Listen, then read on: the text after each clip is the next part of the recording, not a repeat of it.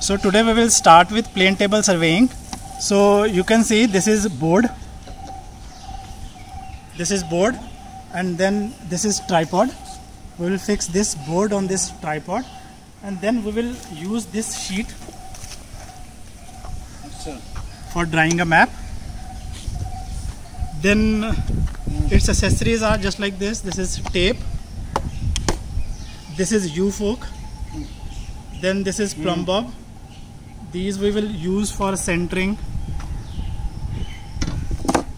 This is trough compass, and you can see this is different from the prismatic and surveyor compass. In surveyor and prismatic compass we have to measure bearing, but here we just have to calculate north. So that's why this is only a rectangular piece. So here just we have to keep this, and then this is spirit level to check whether this board is properly leveled or not, or proper in a horizontal position.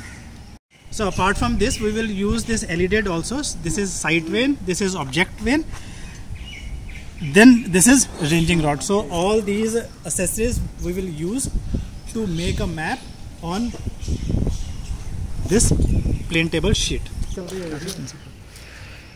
The main principle of the plane table surveying is parallelism. So you can see, just like here, we have plotted some, this is some road.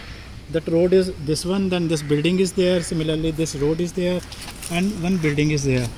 So principle of plane table is parallelism. That means that all these features which are plotted on the sheet should be parallel to the original. So just like here you can see that these are not parallel, or you can say it is not aligned with the original features. So what I will do, I will just orient it. So I can see that this is orientation, this is the approximate orientation. Just like I have drawn this road on this plane table, it should be parallel to this original road, similarly this building.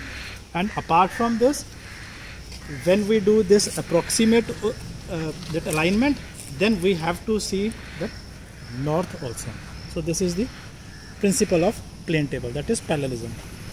To begin with plane table surveying, there are 3 steps. First is centering, second leveling, and third is orientation. We'll show you first the centering. Centering is basically done to put or bring the station's center point on the topographic sheet. This is a plumbing fork, and that is a plumbing bob used to center. So we need to get the perpendicular distance of the center of the station on the sheet. So that's why we just put it exactly on the center, and we'll get its perpendicular distance on the sheet, and we'll mark it here.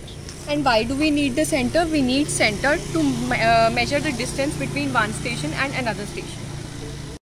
Coming to the second step, leveling. This is a spirit level.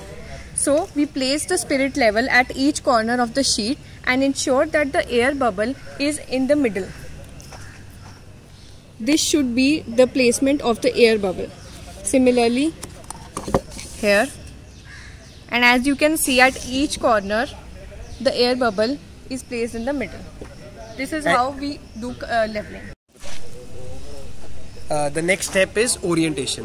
Orientation is basically we'll arrange or orient our sheet to the north. So this is the trough compass used. We'll orient it along, and we'll move this trough compass, and we'll see that it gets center when the needle gets on the 0, points towards 0, it shows the north, and then we have to mark it on the sheet right here. Like you can see here, we have marked it that it is our north.